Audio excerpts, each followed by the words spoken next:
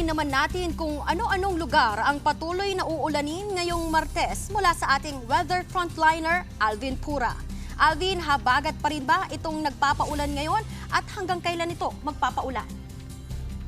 Yes, Marian, habagat pa rin ang nagpapaulan sa malaking bahagi ng ating bansa dahil pinapalakas yan itong mga binabantayan nating sama ng panahon o low pressure system dito sa northeastern section ng ating bansa at hindi natin yan nakikitang anytime na humina or mawala soon. Magpapatuloy pa yan in the next few days dahil nga habang nandito itong mga sama ng panahon na ito po ay hila o magpapalakas ng ating habagat or southwest monsoon. Sa katunayan, ito pong mas malayo ay posible pong maging isang ganap na bagyo. Nasa high chance mataas ang probability nito maging isang bagyo sa loob ng ating PAR at yan po ay tatawaging bagyong Dante. Ito namang mas malapit, ito po ay possible din maging bagyo pero yan po ay kikilos papalapit dito sa may areas ng Northern Luzon.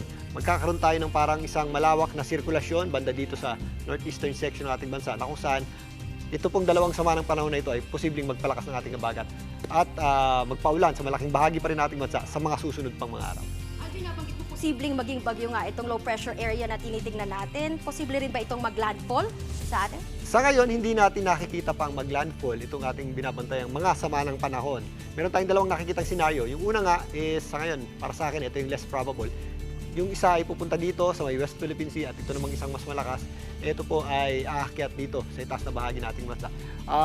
Sa ngayon, yung ating mas nakikitang possibility is yung etong mas malakas o yung mas mabilis na lumakas, maunang lumakas, ay gagawin niyang parte ng circulation niya or magiging elongated track itong mas mahinang sama ng panahon.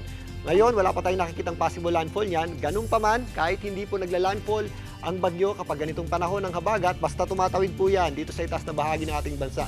Yan po ay nag-e-enhance ng habagat or southwest monsoon. Yung ating hangin, usually nanggagaling yan sa mga high pressure areas sa Australia, tumatawid dito sa may West Philippine Sea at dumadaloy sa mga low pressure system. Kaya kapag nandito sa itaas na bahagi ng ating bansa, tatawid po sa ating bansa yung ating habagat or southwest monsoon. Kaya po maulan sa malaking bahagi ng ating bansa. At in the next few days, magpapatuloy pa yan dahil nga aktibo itong mga sama ng panahon dito sa northeastern section ng ating bansa. At Marian, maliban dito sa dalawang low pressure area, meron pang isang binabantayan ng Pag-asa na isa pang low pressure area dito sa labas at napakalayo naman sa ating bansa. Most probably next week, if ever, makakakita na po itong posibleng maging bagyong Dante dyan sa may southern portion ng Japan. Ito naman ang humila o magpalakas ng ating habagat or southwest monsoon. Kaya in the next few days hanggang next week at sa susunod pang linggo, inaasahan natin na magpapatuloy ang epekto ng habagat. Nagpa-fluctuate lang yan, bihina lumalakas pero hindi po mawawala. So tuloy-tuloy yung inaasahan nating pag-ulan ngayong buong linggo. Baka pwede mo naman sabihin sa amin yung rainfall warning. Yes, Marian, tuloy-tuloy yung ating mga inaasahang pag-ulan dahil sa epekto ng habagat or southwest monsoon. Sa katunayan, nakataas yung tinatawag nating heavy rainfall warning advisory ng Pag-asa. Ito po ay actual na naitatalang dami ng pag-ulan for the past hour at magpapatuloy in the next 2 hours. So meron tayong red warning level, ibig sabihin po niyan, intense o up to torrential rains ang naitalang pag-ulan at inaasahang magpatuloy ng mga pag-ulan sa Metro Manila, kasama po dyan ang Bataan at Cavite.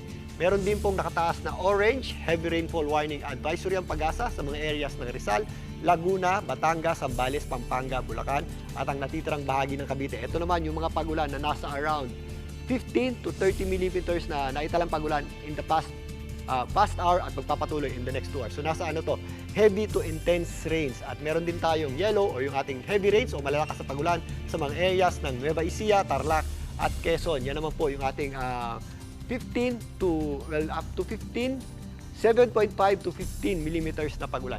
Ito po ay possible po na magka-effect ng mga flash floods at landslides, especially sa mga low-lying areas. Yung red po, yan po ay nagdadala na ng malawakang pagba at pwede na po or may mga areas po na lugar or may mga lugar na po tayo na kailangan na pong lumikas. Kaya ugaliin pong mag-check ng heavy rainfall warning advisory ng Pag-asa dahil nagbabago po ito after 3 hours. So yan po ay actual data at ugaliin din po mag-check ng local LGU nyo at DRRMO if ever merong evacuation plan sa inyong area. Especially po sa mga areas na nasa red heavy rainfall warning advisory.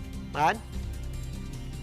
Yan po ang ulat panahon mula sa ating weather frontliner, Alvin Pura. Mga kapatid, Nikki de Guzman po. Para sa pasada ng mga rumaratsyadang balita, mag-follow at mag-subscribe na sa social media pages ng News 5.